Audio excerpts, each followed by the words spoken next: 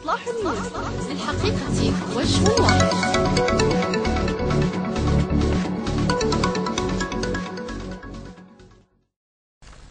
قال جلالة الملك عبدالله الثاني في مقابلة أجرتها مع جلالته الإعلامية دوسيت من هيئة الإذاعة والتلفزيون البريطانية BBC يوم أمس إن على الرئيس السوري بشار الأسد أن يبدأ مرحلة سياسية جديدة في بلاده. وفيما يلي نص المقابلة. This BBC News special, I'm Lise Doucette. Across the Middle East, Arab leaders are under unprecedented pressure. I'm in London to interview a visiting Arab monarch who's still firmly in power, but facing loud calls for reform. Is he moving fast enough to meet the growing demands on his streets? And how worried is he about the growing violence and tensions on his borders, including in neighbouring Syria? King Abdullah of Jordan, thank you very much for speaking to the BBC. Wonderful, nice to be back. Let's start with Syria. The Arab League has suspended it. Syria has called for an emergency summit. What do you say to President Assad?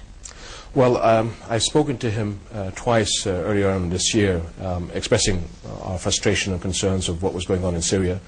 And I was attempting to reach out, not that Jordan by any means had a perfect story, but we were reaching out in national dialogue to our people.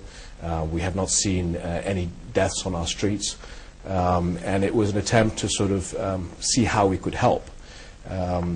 I even sent the Chief of the Royal Court in the late spring to see him again, to see if we can't work together in bringing the violence down in Syria. And it became very clear to me that they weren't interested in dialogue with Jordan or a lot of other countries, unfortunately. The last time you spoke to him, I understand, was in the spring? No, I'd spoken to him twice in the spring, and I sent the Chief of the Royal Court to see him also in the spring to see if we can't look at what we were doing in Jordan as a model to sort of help him in reaching out to the different sectors. Months have passed since then. There's been 8 months of violence. The United Nations says 3,500 people at least have died in Syria. Do you think President Assad has lost legitimacy? I think the decision taking overwhelmingly by the Arab League shows that we are extremely concerned about the future of Syria and the way the leadership is moving. But the question that all of us are asking is, will we see much of a difference? And I don't think that the system in Syria allows for much of a change. It's almost impossible for anybody to predict where Syria is heading and how things are going to turn out. But having said that, I personally believe, at least in the short term, you're going to continue to see pretty much the same as we're seeing now. Do you think President Assad should step aside? Well, that really comes back to the Syrian regime. My concern is, and my discussions with Bashar, and I've gotten to know him fairly well, I honestly do believe that he has reform in his blood. The vision that he had for Syria on the times that I met him was very encouraging. So I think that the challenge is does the system allow for reform? So even as you said, if Bashar was not on the scene, if the regime brings in somebody else, does that person get it and realize that the world has changed? And that's where I have my doubts. Well, this is the question people are asking. Is Bashar al-Assad the one who's calling the shots, literally? Is he ordering his army onto the streets to fire on his own people?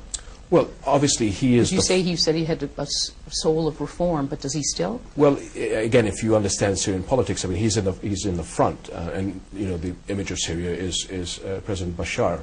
Having said that, both his brother and brother-in-law are very active on the military side. So at the end of the day, like all leaders in the Middle East, we're in the driver's seat, and we have to shoulder the responsibility of what happens in that country. But I don't think it's a one-man show. I think there is a team there. And again, there's a system that has expectations of whoever is in the driver's seat, unfortunately. But he's in the driver's seat, and yes, I mean, so as the president, I mean, and I look at. But should he get out of the driver's seat? Well, if the car is going in the wrong direction, the Arab League has decided they've given up on President Assad. They've urged him to reform. They say he hasn't kept his promises. Yes, and therefore they say the solution lies in him, and if he's not the solution, then he should give way? No, I fully agree with what you're saying, and again, I think... You agree he should give way? I think that if he doesn't accept the amendments or the expectations of the Arab League proposal by the 16th, in 2 days' time, then definitely we have a major problem with his leadership. I just want to point out, but changing Bashar probably may not solve the problem, because the system that's there, even if Bashar was to go, does whoever come and replace him get it? So I fully agree with what you're saying. We're all disturbed with what's happening in Syria, but I think we would delude ourselves to thinking that things would change dramatically if the individual is gone. I think the problem is deeper than that, and it is the system that the political system that's set up in Syria. The U.S. Assistant Secretary of State Jeffrey Feltman told the U.S. Senate committee that most of the Arab leaders he speaks to say that, and I quote, Assad's days are numbered. Would you be one of those Arab leaders? Whenever you exert violence on your own people, it's never going to end well. And so, as far as I'm concerned, yes, there will be an expiration date. But again, it is almost impossible for anybody to predict whether that is 6 weeks, 6 months, or 6 years. You don't know? No, if anybody knew, there'd be a very Sooner. smart person. So what happens, and I think what we'd have to look at is it just, if Syria is kept in isolation, I think you're going to continue to see what's going on, pretty much the same. However, there are other forces at play. There's still the Arab peace proposal between the Israelis and the Palestinians. You have the Arab Spring in general. Recently we have maybe some height being moved on the Iranian portfolio because of the nuclear issue. The Turks are taking more aggressive stance in the north. What's going to happen in Lebanon? So it's, as you well know, the Middle East is a mosaic of things. And I think the problem that is challenging leaders throughout the Middle East is, if there is life after Bashar, what is that? And I think a lot of people are concerned because the unknown is scaring them more than the known. So the Syrians have said the Arab League decision is illegal. They want the Arab leaders to meet. Is there any point in still talking to President? Are you still going to give him another chance? I would imagine if we don't see any improvement by the 16th, then an Arab League meeting will not happen. Because the Arab League is now talking about protecting Syrian civilians, and they're talking about going to the United Nations. What should be done? Should there be international intervention? Some Syrians are even talking about military intervention. I have not heard from anybody in our region or outside any interest of military intervention into Syria, just again because we could be playing with Pandora's box. Do you support what the Turks are doing? The Turks have been are talking supporting about some army officers who've defected. The Turks are talking about coming into the north to create a security barrier. Now the question one can ask is that security barrier 5 kilometers, 50 or more? Do you support that? Once you move military across a border, it's very difficult to predict the outcome. So you don't support it? You do or you don't support it? As Jordan's policy of non-interference, I don't support military intervention into Syria, and there is no country that I've talked to in the world that is seriously considering military intervention into Syria. The only people that are talking about it is a security zone, is the Turks up in the north to protect the refugees because they have so many of them on their border. President Assad is likely to insist on remaining in power. He still has some support. He says it's armed gangs who are attacking him. Are you worried as the months go by, if it is indeed months, that the region will be destabilized, including on the borders of your own country? Like I said, Syria is, I think, a case in isolation. You will see more violence continue in Syria, unfortunately. If you were looking at it from the Syrian regime's point of view, with all that's going on as a regime, they're still in a fairly comfortable position. And they will continue to play different groups off against each other. And you think what happens, because this is the concern, is that possible Syria itself could create chaos, either in Lebanon or in Turkey, even in your country. Is that your concern now, that it's going to be a bit of a lightning rod, if you like? What happens in Syria, I think we in Jordan are isolated from it, except for refugees. refugees. And weapons smuggling, we hear. We have increased dramatically our border security. There's definitely nothing going to go into Syria from our side. And at the same time, we've always had a long history of making sure that things don't come out of Syria into Jordan. Having said that, as you quite rightly pointed out, Lebanon is a wild card.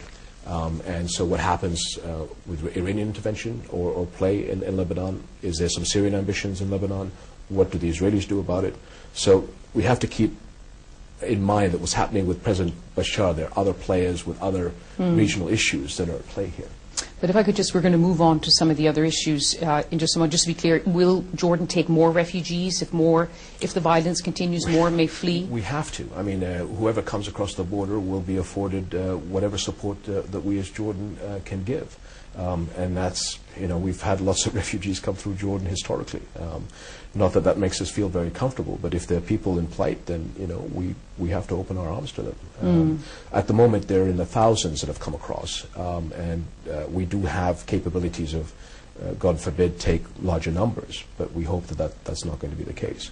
I know you're trying to try and get an answer from me, and this is the first time where I think most leaders in the Middle East don't have a clear answer on Syria. If Bashar was to step down, he needs to step down with changing the way the system deals with its people. So if he was to say, I'm going to step down, but let's have new elections, let's reach out to the people, let's get this as a national dialogue, then it would work. But if you're just going to remove one person and put another person in, I think that you'll continue to see more of the same. Yes, because I understand for you it's as a neighbor, as someone who started off in power at about the same time as Bashar al-Assad, it's a difficult question for you. So in your own mind, you have not decided whether the best way forward is for him to step down in the same way that other leaders have either been, because either he'll be pushed if he does. Some will say if he doesn't step down, he'll be pushed down. Well, I would believe if I were in his shoes, I would step down. However, it's not. If I was in his position, if it was me, I would step down and make sure whoever comes behind me has the ability to change the status quo that we're seeing. And again, I don't think the system allows for that. So if Bashar has the interest of his country, he would step down, but he would also create an ability to reach out and start a new phase of Syrian political life. So that's the only way I would see it work. And I don't think people are asking that question. I think it's simply Bashar goes, somebody else comes in. But if it's the same regime and the same member, then we're going to be back to the same thing. 12 years ago, you took power in 1999. You succeeded your father, King Hussein. Bashar al-Assad took power. He succeeded from his father, Hafiz al-Assad.